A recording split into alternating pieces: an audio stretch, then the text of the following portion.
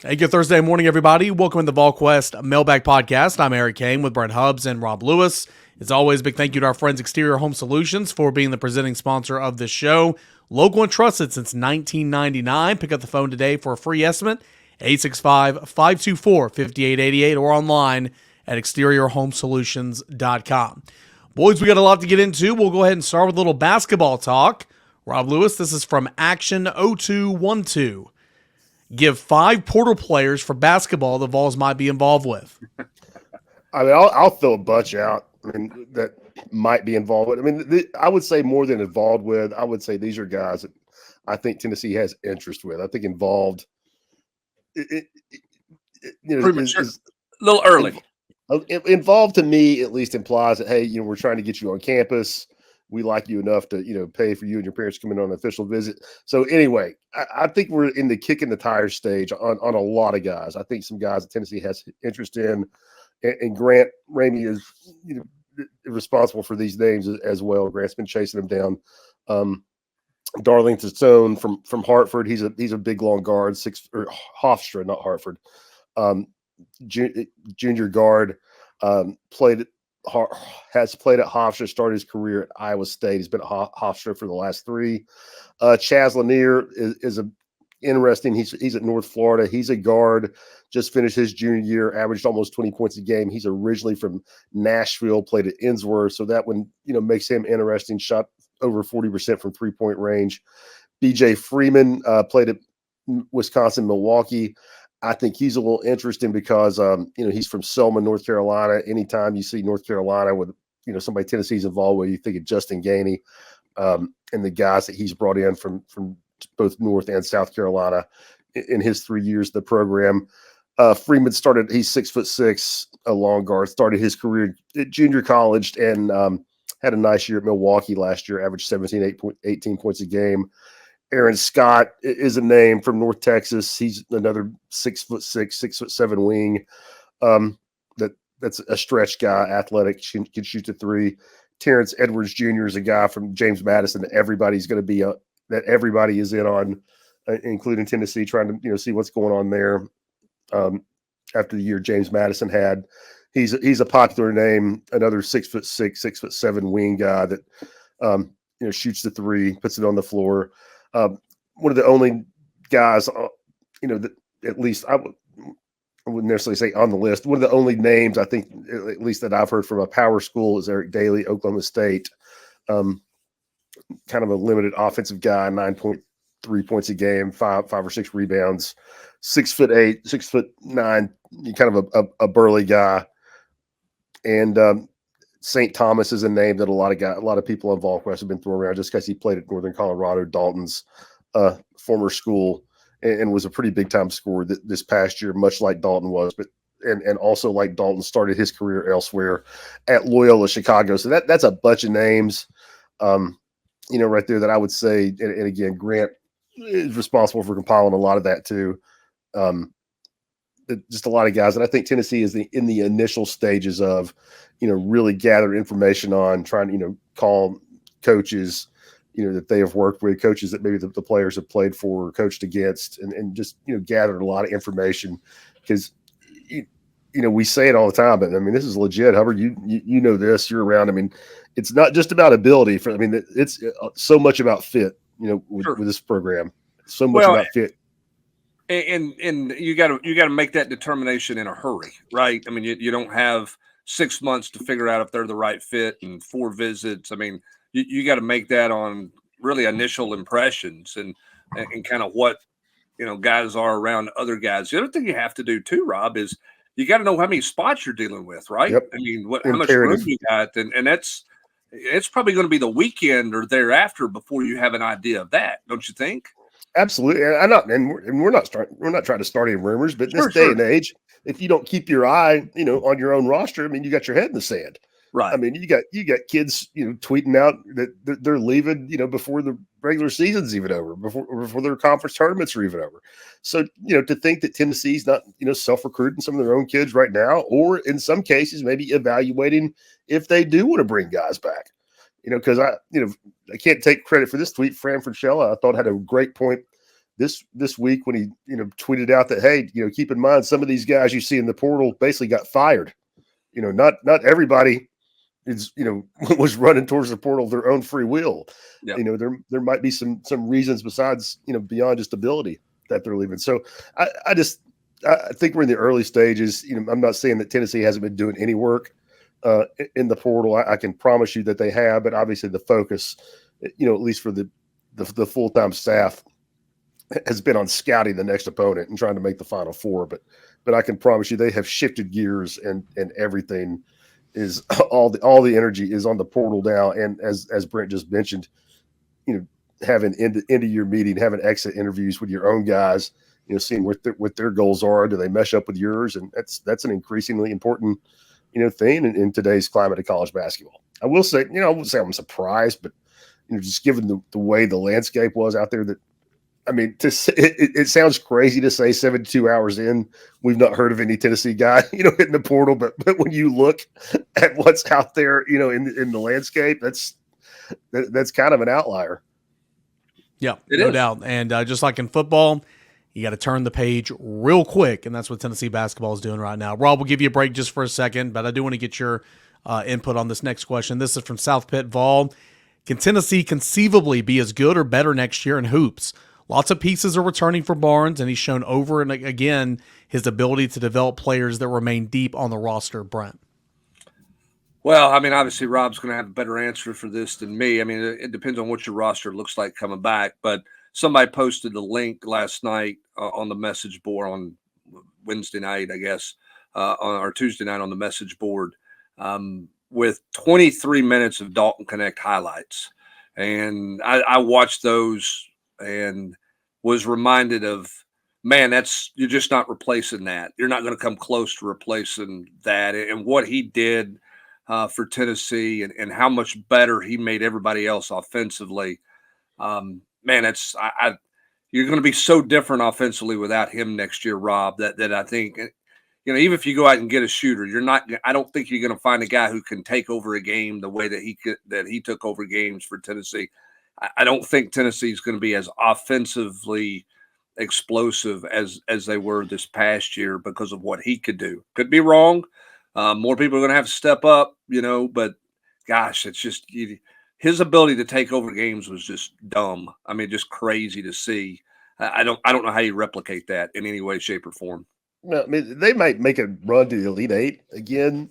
Just because crazy things happen in the tournament, I don't think there's any way they'll be as good. I'm not trying to be Debbie Downer, but you just don't find those guys. He's one of the best 5 players that I think any of us, and as far as young whippersnapper, best 2 or 3 players he's ever seen wear a Tennessee uniform, and play that sport.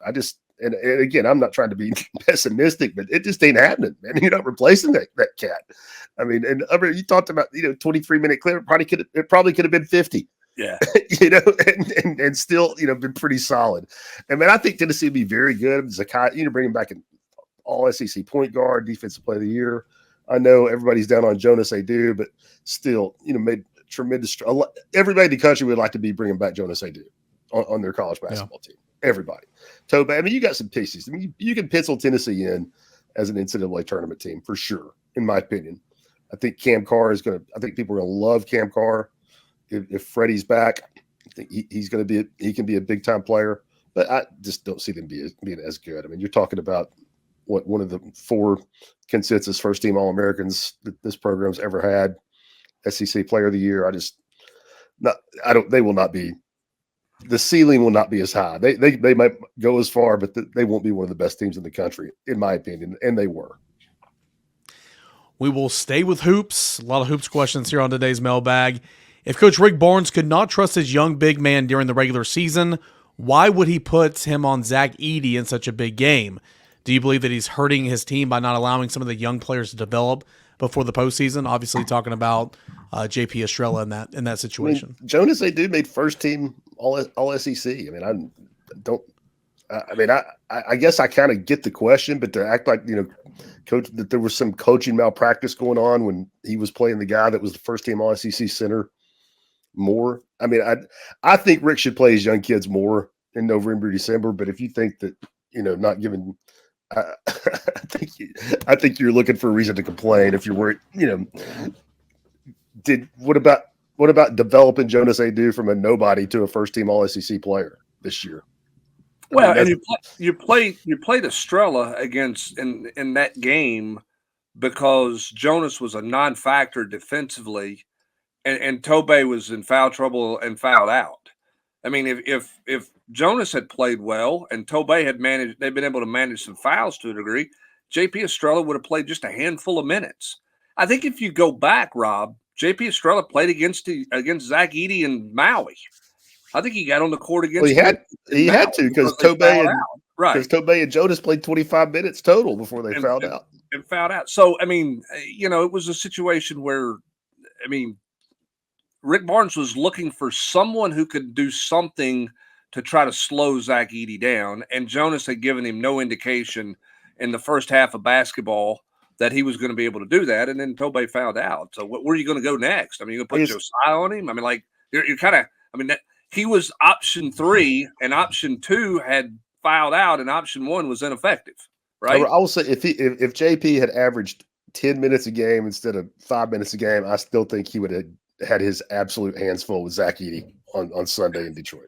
Well, who's not got their hands full with him right now? I will say this. I'm with you 100%. There's some games that I watch that, Tennessee's comfortable. They have a comfortable lead, and you're looking down there and you're like, they're just not even going to play him. I mean, I thought he could have played his young players in the opening round of the NCAA tournament faster, right? I mean, I thought he could have got some of those guys, some minutes there, and he didn't. And certainly in the early part of the season against some of the non-conference deals, I think there's a chance to play younger players faster. But we all know where the old school version of Rick Barnes comes from, Rob. If you're not doing it on the practice floor, you're not going to get – you don't just get rewarded with playing time because the score is lopsided. That's just not the way he operates. I mean, whether fans agree with it or not, and I can see both sides of it, but the fact that you're a 40 against Norfolk State in December, you're not getting minutes just because Tennessee's up 40. You're not getting minutes because you practice like crap on Tuesday, and just because the team's up 40, you're not getting 8 minutes, and that's the way he looks at it. Agree or disagree. I mean, that's. I can explain. I can promise you that's how it works. All right, we'll move on now. Next, we'll go to Gaterdawg. It's been 4 weeks, Hubs. So, as of April the 4th, go down every football bringing these questions position group, better or worse than the 2023 no wait and sees. How about this? Let's rephrase it. On April the 4th, give me a position group, or however many you got, that you think is going to be better this season than last season. I think linebacker is going to be better because they were not good last year. I think the secondary has potential to be better, but I don't know. I will have to wait and see, literally, because they've never played in the SEC, right? But I'll give you linebacker, and I'll give you wide receivers because the wide receivers were not good last year. Yeah, I mean, I think if you're sitting here today, I like this team at receiver better. I like them at quarterback better. I think they're going to be fine on the offensive line if they stay healthy. My concern about them is their depth, not their starting 5. I think they're going to be right there or better, as good as they were a year ago, if not better. I think there's a chance they can be better if they stay healthy. I don't think they're as good at running back right now because I still think Cam Seldon is unproven. And with the injury, this is, unfortunate loss of a lot of practice time he needs. We haven't seen Dylan Sampson. We saw him carry the load in the fourth quarter against Kentucky, but we haven't seen him do it for a month. So there's a little bit of unprovenness there. They're going to be better on the defensive line, and they were good last year. If Peely stays healthy at linebacker and Carter, I mean, I think they're going to be fine at linebacker, and they're more athletic in the secondary. Does that mean they're going to be better back there? It should mean they're better because I think they're going to be more athletic. So. Yeah. Overall, I mean, I think this team. I like this team. I like a lot about this team. There's some questions, and Rob, you know this. I mean, we do this whether it's the basketball team or the football team or whatever. When you cover them every day, and you're in the middle of it every day, you pick every scab known to man about every little thing on the team. I mean, you really do. Like, well, they could be better here, and they could be better. The reality is, big picture, taking a step back, not being completely immersed in it, this should be a better football team than they were a year ago if they stay healthy.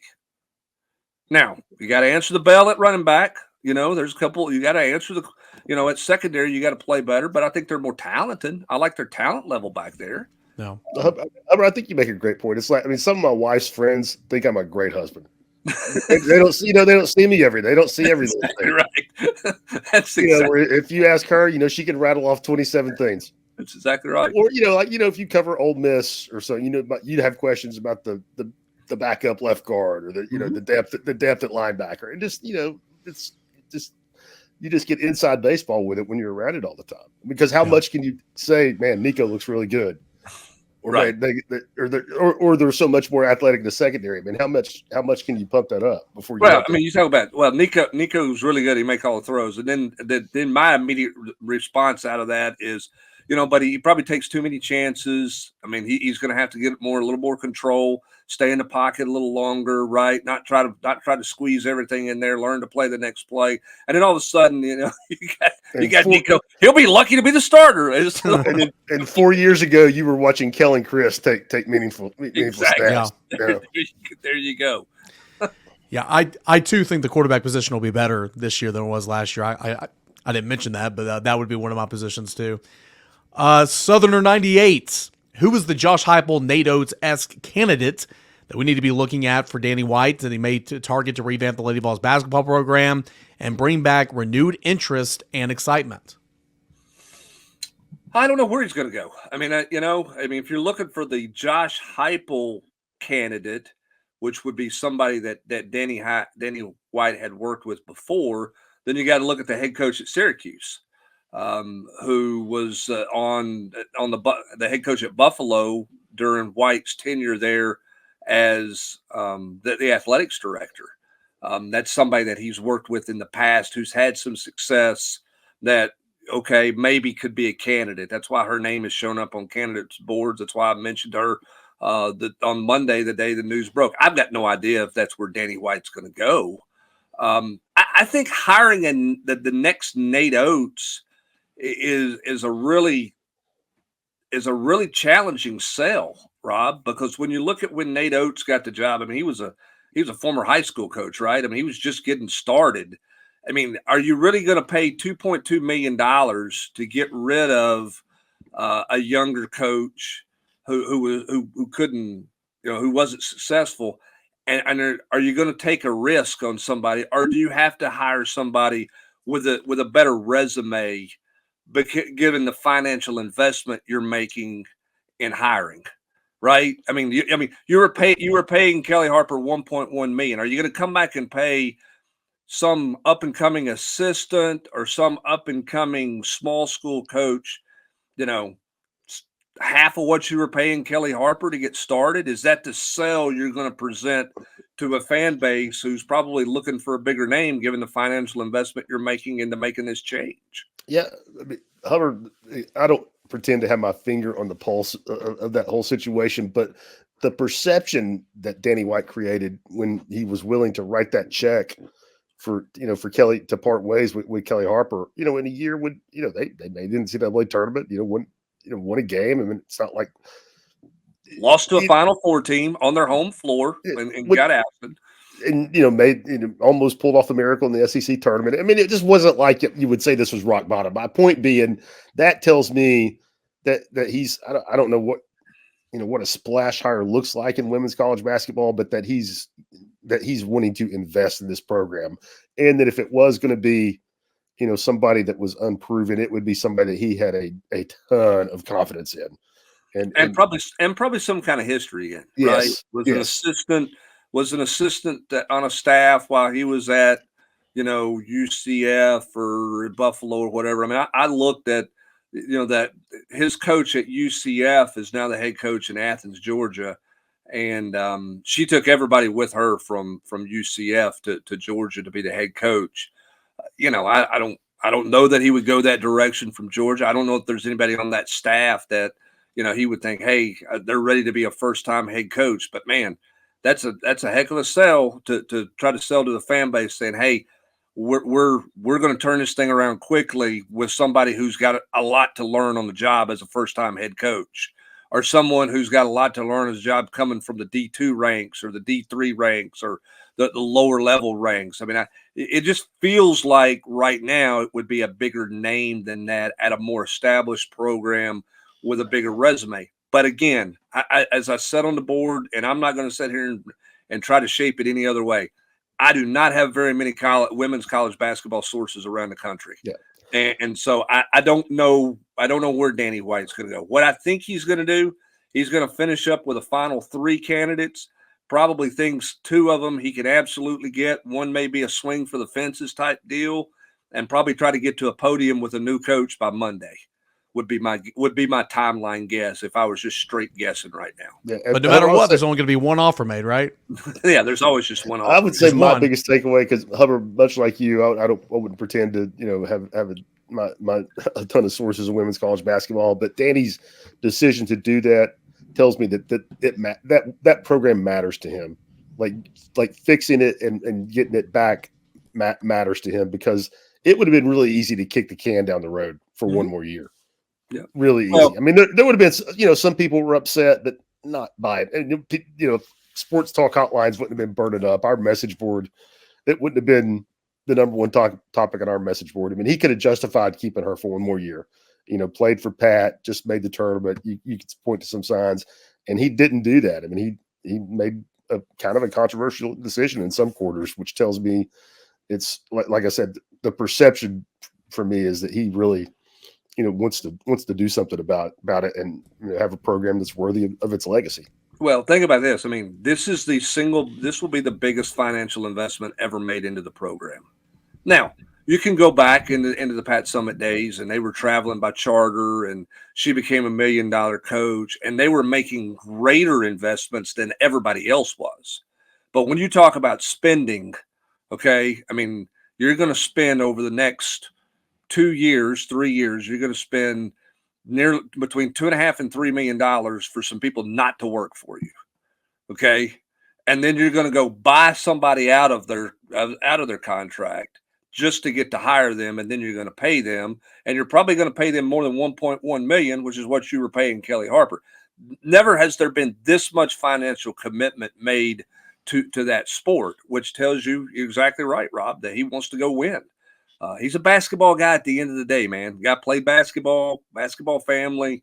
He likes basketball, and I think he wants to put his stamp on trying to get the Lady Vol brand back to where it's supposed to be. Tennessee, unfortunately, is no longer in the tournament, but the tournament will continue on, and you need to sneak in some of those tournament games while you're at work. Prime Video has got you covered. You can watch every game live on your phone, on your laptop. You can relax and watch it at home on Prime Video with a subscription. Prime Video gives you choices to add on channels like Paramount Plus, Plus Max, both featuring NCAA tournament games all in one place. It's March, it's madness. You can stream all on Prime Video. We got plenty more questions to get into, but first, a word from our proud sponsors. That's Exterior Home Solutions. Severe weather can strike at any time in East Tennessee, and Mother Nature can do severe damage to the first and most important line of defense that you and your family have against Mother Nature, and that is your roof. Whenever she strikes, make sure that you call the people that I call. Make sure you trust the people that I trust, and that's my friends at Exterior Home Solutions, because they're more than friends, they're truly family.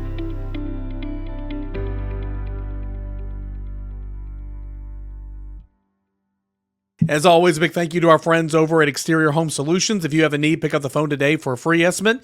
You can call 865-524-5888 or visit them online at exteriorhomesolutions.com.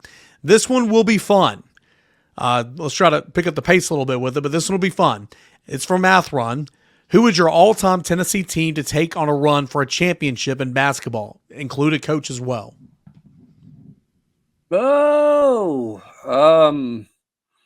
All-time team? All-time. I mean, I think you got to put scores on there, right? Dalton Connect's going to make that list for me. I'm going to put Bernard King on that list because they're playing 2 separate positions and doing 2 separate things. You got to have guard play. I mean, Ernie Grunfeld. I like Zakai, I guess. Grant Williams would be on there. You got to defend. Maybe Rob, who's your best defender that you're gonna pick of all time to be on a basketball team? I mean, I don't know. I mean, I think that it's hard to come up with just 5 because eras are different. What does Dell Ellis look like in today's game, right, Rob, compared to what Dell Ellis looked like in a day and age where there's no 3-point line and he was playing with his back, to the basket the whole time. He would be unrecognizable. I mean, it Right. would be. I mean, as with the 3-point line. I mean, it's hard to, Allen Houston, right? I mean, Allen Houston play anytime. Yeah, he can score. Chris Lofton, there's some scorers. I mean, I don't know that you can put up 5. As for a coach, I mean, Rick's got to be right there, right? Given his experience, Bruce Pearl. I mean, I think those would be your top 2 picks for coaches, right, Rob? Am I missing anybody? Those would be my top 2. I mean, I wasn't around for for the Mayor's stuff. I don't remember all of that. I mean, obviously those were some great teams and entertaining, but yeah, I mean, that's a pretty short list. Bigger position battle, wide receiver or defensive back?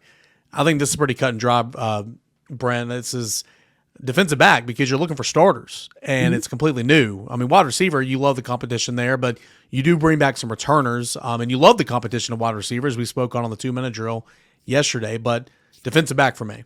Yeah, no question. I mean, because you're replacing everybody back there. Yeah. So you feel good about what you're at, but to me, that's the bigger deal, because if Brew McCoy's healthy, Brew McCoy's playing, Squirrel White's playing, and then then the question becomes, how many receivers do you play? Yeah, I think that's the question mark about that group. Whereas in the defensive backfield, you're going to try to play 3 or 4 corners. You're going to play 2, maybe 3 safeties. You're going to play 7, 8 guys in the back end. How many more beyond 3 are you going to play at the receiver position? Unless there's injury. Well, in the secondary too, you got guys, upperclassmen transfers coming in from other programs that are figuring in the mix for starting spots. Right, and you got one of those at the receiver position, not 3. Who will back up Nico this year? Gaston Moore or Jake Merklinger? Brent, if they played today, it'd be Gaston Moore for sure. I would assume they're probably entering the season, probably Gaston Moore, but eventually you want Merklinger to take over that backup job, if you will. Well, I think, again, what's the role? What are you talking about role? Are you talking about mop-up duty at the end of the game? Straight backup. Say Nico goes down. It's straight Gaston backup. Moore. It's Gaston Moore. Yeah. Now, if Nico's going to be out for an extended period of time, he's going to miss multiple games, we're in a different conversation. But if Nico rolls an ankle, Nico's got to miss a couple of series, then it's going to be Gaston Moore. Should we even be talking about this? Part of it. Are you suggesting that I'm trying to speak something into existence? No, I'm just saying. I mean, the golden child, the chosen woman. Should we even be talking about this? Well, we tried to speak a Final Four into existence and came up short. So. You're exactly right. Well, next question. Sam Smith, 2233. Beam has never had the stuff of a guy like Blade or Burns, but he's always been good on weekends. This year, he's given up 17 runs, 12 earned, and 16 SEC innings, 4 doubles, 1 triple, and 5 home runs. How worried should we be about Beam with AJ out? He's got to carry these guys, and he's been struggling to get moving. Should they move him back to Sunday? Yeah, I think there's deserving. I mean, yeah, there's some worry there for Beam, in my opinion. Now, he's shown that he can pitch in this league for 2.5 years. So he can kind of get it back on track. You saw what he did. He just flipped the switch in postseason play last year. But he's throwing too many balls over the heart of the plate, especially ahead in counts. He's always going to pitch to contact, but you need those to be singles and not home runs. And so he's got to get in gear for sure. There's some worry there right now, in my opinion. Also, do you think they should start canning Peebles in the midweeks to try to get him going? Yeah, he just needs to continue to play. That is the biggest. I wrote about in 3-2-1. Like I'm shocked, to be completely honest. He was so great in fall. He was so great in winter. He was really good as a hitter last year at NC State. Maybe DH him a little bit to see if that gets him going. That way he's only worried about the bat. I mean, it's all there. I just think that he's pressing so much right now. And Wolfpack Vol brought up a good point the other day on the board. He reminds me of what Blake Burke was doing last year, to be completely honest. And just playing too stressed. So they need to get him going. I would play him in the midweeks. I'd do anything, maybe play him at DH. But they got to get Cannon Peoples going for sure to bring a little bit more to the bottom of the order. Let's move on now to Volken, he said, did JP Estrella's 15 minutes against Purdue change what the Vols are looking for in the transfer portal?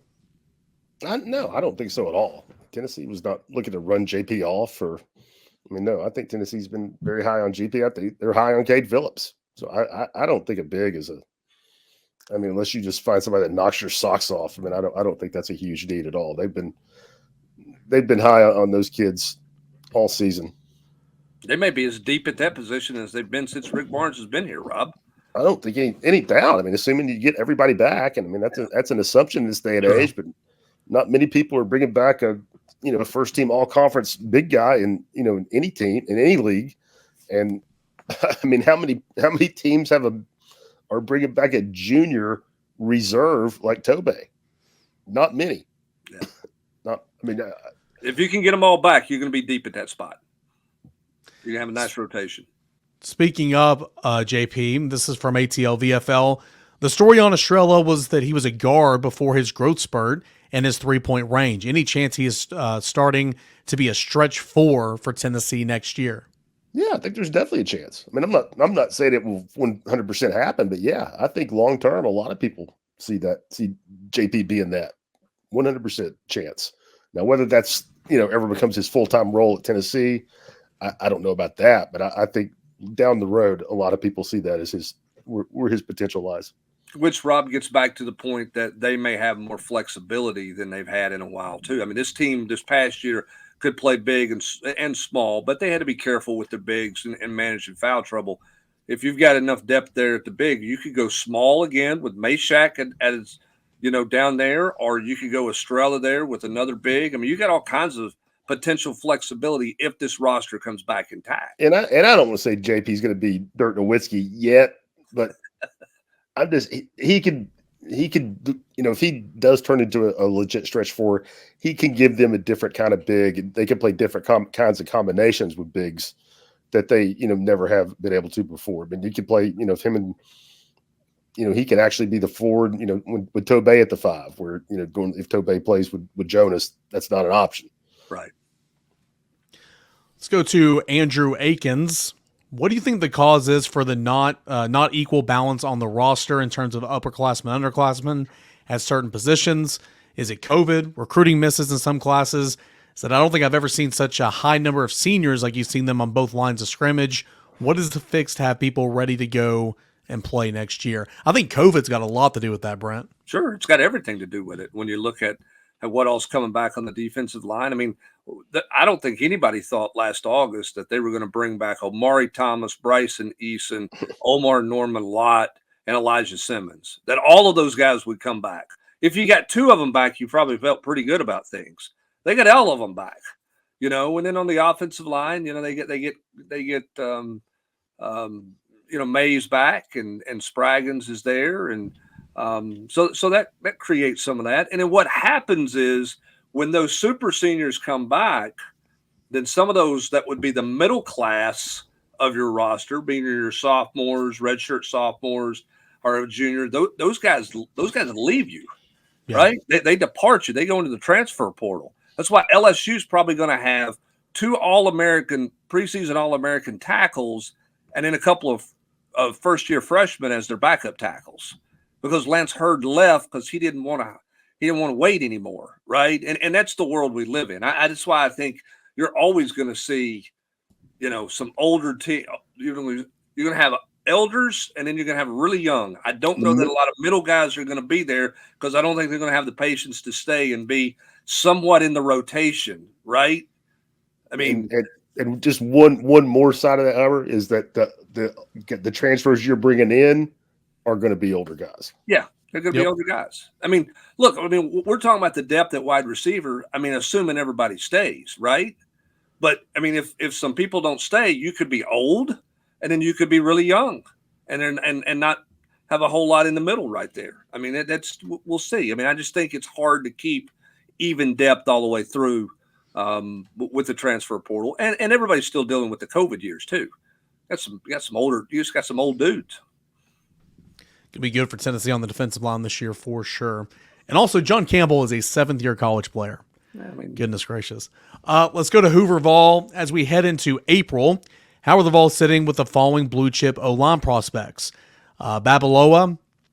These are some notes from Matt. I got these from Matt before the show. Said Oklahoma's involved. Some other teams are involved as well. He's going to be here on June the 14th for an OV. So Tennessee's obviously in some pretty good standing there. Want to cash in on the OV. Douglas Utsu coming into town this weekend. So that's going to be an important visit and kind of see where Tennessee stands after that. Josh Petty, they like him, still evaluating him, might like him more in the interior. And if that's the case, with other teams recruiting him as a tackle, what does Petty think about that? I think that's kind of in a wait-and-see mode, but they like him, and they're still evaluating him. And then Gaston, I'm about to say Gaston more. One Gaston is going to be here this weekend. They really like Glenn Ellerby, but again, this weekend's going to be big for that. So Tennessee's very much involved in a lot of these tackles and offensive linemen. Take them all. Take all those tackles. And then if they can't play tackle or you're too deep at tackle, you slide them inside and play them at guard. Yep. Take them all. First one, jump in. First four, jump in. However many want to jump in, I'm taking every one of them. David Sanders, all of them. Come on in, right? I mean, the kid from New Jersey, bring them all in. I wouldn't have a pecking order. If somebody called me at a tackle spot and said, I want to come play for you, I'd go, all right, we'll get your graphic to you in a couple of minutes. We'll be ready to go. You just don't turn down offensive tackles. If you've evaluated them as a take, even if maybe they're take 3 instead of take 1, you're taking them. Take. It's where you are right now with your roster. Got a couple more. For everybody, it's hard. Nobody's got depth at the tackle spot. Let's go to NeylandTroughs, and I love that screen name so much. Had a good one last week. NeylandTroughs is much better this week. What is the percentage that the UTC game will get moved to Thursday? Just trying to figure out how I should book my flight. Any talk about that game getting moved to Thursday? Tennessee's obviously done that in the past. I mean, yeah, there's been some behind the scenes, talk about. I think that as some have a desire to do that. I think Josh Heupel would like to open every Thursday night from a football standpoint, if he could. Every year he'd like to open on Thursday night. You get to start fall camp 2 days earlier, and it gives you an extra 2 days to prepare for your second week opponent, which is generally a better opponent than your opener. And NC State's playing on Thursday night, so he wants to play even more on Thursday night this year. That being said, I'm not sure that that's going to happen. I'm not going to say 100% no that it doesn't get moved, but I will be surprised if that game is not played on Saturday against UTC as it stands now. I have a hard time seeing that. Tennessee's going to play open next year on the road. The last 2 years, they've either opened on the road or they've opened on a Thursday night. They've not had a Saturday opener in a while, and I think that they're going to have a Saturday. I think that there's a lot of people want them to have a Saturday opener for the fans. Football-wise, I get where those guys come from, but I think there's going to be some people say, for the fans, we need to play Saturday at noon instead of on a Thursday night. My guess is Saturday right now. When was the last Saturday home opener? Well, I just rattled off 3 or 4. I mean, however, also got to consider. I think they'd be going against Loudon and North City that night too on rivalry Thursday. Cain, is that right? Yeah, that sounds about right. Was Georgia State that last? Might be a big stumble block. I don't know if they want to do that. I think for the university side, the Thursday deals are hard to put together.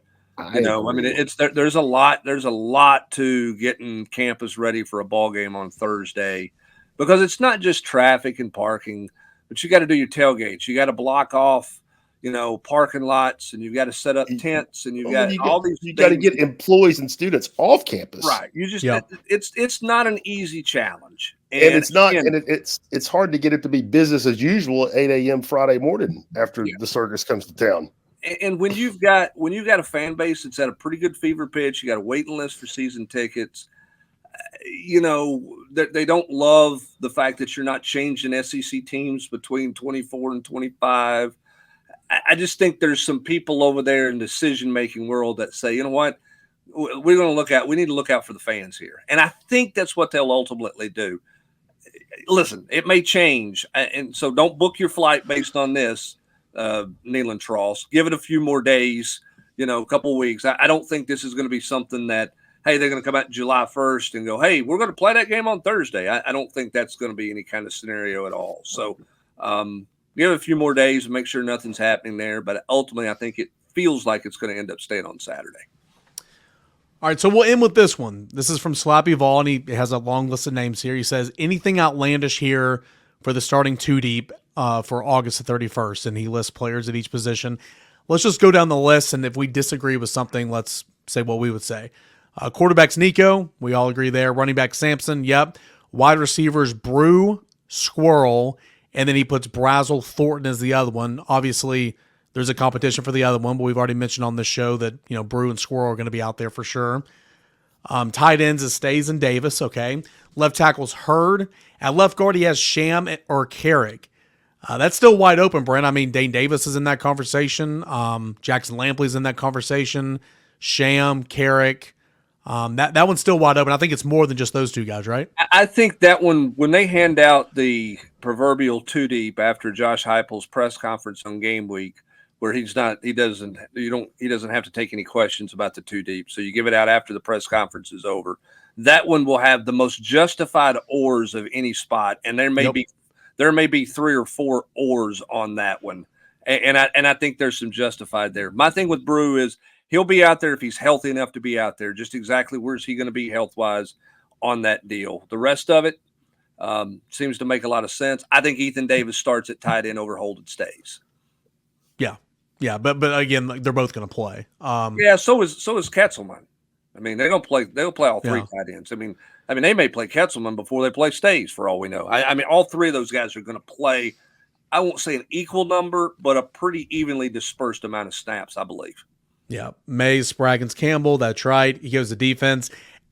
I'm going to skip over the defensive line because they're going to play 14 guys. Your pecking order at Leo is James Pierce, Joshua Josephs, Caleb Herring. You know, and then your Big O and Eason, and I mean, again, they're going to play all those guys. So let's go to linebacker. He says Peely, and then Carter or T-Lander.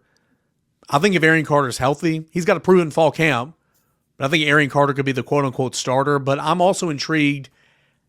You know, Brian John Marie played a lot of guys. Will William Inge play 4 or 5 linebackers a game? I'm intrigued to see that, because if that's the case, then Herring will play. Jeremiah T-Lander is going to play along with Peely and Arian Carter. Yeah, but is T-Lander going to play outside, or is he going to be Peely's backup on the inside? I mean, they're both. I mean, I know T-Lander, you got trips out there. You go inside. I mean, Elijah Herring and T-Lander played inside last year in replacement to Keenan Peely. They didn't play out there where Beasley and Carter played last year. So are they becoming multiple guys that play both linebacker positions? I don't know the answer to that question. I see T-Lander working behind Peely when I watch practice reps. I see him working in that deal. So is he going to be a guy who plays either linebacker position? Brian Jean-Marie did not have everybody be able to play both linebacker positions. Beasley could, but not everybody else could play both positions. So where is T-Lander with that? I don't know the answer to that. And then in the secondary, he lists McCoy and McMurray as one corner, Gibson and Matthews as the other. And then at Star, he's got Jordan Thomas and Slaughter. Slaughter's a safety, so it'll be Jordan Thomas and Boo Carter. And then the other safety would be Jacoby Thomas. Again, I think a lot of that's just kind of up in the air right now, how they depend on spring and fall camp. But hopefully they play a lot of those guys in the secondary and have a pretty good rotation. But those corners would be Gibson, McCoy, McMurray, and then kind of a bracket of Conyer and Matthews right now, wouldn't you say? I mean, the question is, are they going to play 4 or are they going to play 3 at corner? Do they feel confident in their 4th? I think they feel confident in 3. And that's Gibson, that's McCoy, and that's McMurray playing either side. The question is there a 4th guy there, or are they going to rotate 3 at the corner position? We'll see. I think that's to be determined. If Jordan Thomas is healthy, does Boo Carter play? Does he see some snaps? Yeah, I think so. I mean, I think you got to play him. And again, we talked earlier, Robbie, coaches want to play on Thursday night or whatever. You're playing Chattanooga in the opener, right? Like, I mean, I understand. My stance on this deal. We got to play the first possession of the second or the third quarter to know how to come out of the locker room at the half, ready to play. Whatever. You should have everybody out of their shoulder pads in that game, and you should be playing everybody that you dress that day some significant snaps. So I think from the get-go, you play those guys, and that helps you with your evaluation of things. Yeah, I couldn't agree. It's a great game to play a bunch of people. I couldn't agree with that more. I mean, I know coaches, head coaches have their different opinions. That to me would be like the last scrimmage of fall camp. You mean up 30 and a knee brace on Joe Milton's right knee coming out in the second half wasn't smart? I mean, come on. What game was that? It wasn't Akron. It was UTSA, whatever it was. Like, sitting there like, what are you doing? Anyway, I digress. I agree with that as well. That's it. Appreciate you guys for sending in all your questions here for this Thursday taping of the Volquest Mailbag Podcast. As always, a big thank you to our friends Exterior Home Solutions for making this coverage possible. They've been local and trusted since 1999. You can pick up the phone for a free estimate by calling 865-524-5888 or visit them online at exteriorhomesolutions.com. For Rob Lewis, Sprint Hubs, I am Eric Cain. Thanks so much for being here and hanging out with us here on the Volquest Mailbag Podcast.